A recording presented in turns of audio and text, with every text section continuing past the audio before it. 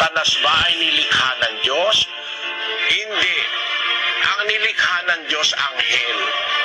Pero si Satanas ang gumawa ng kasamaan sa kanyang sarili.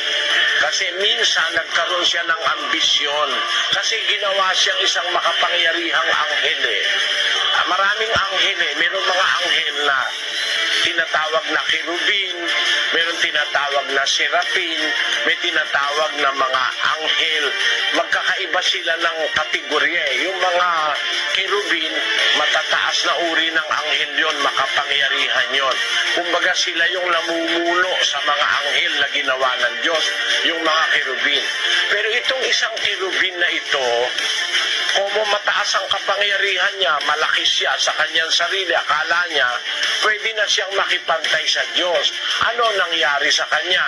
Nagkaroon siya ng ambisyon na, I will be like the Most High. Ano nangyari? Ang iyong puso, ang wika, sabi ng Diyos, ay nagmataas dahil sa iyong kagandahan.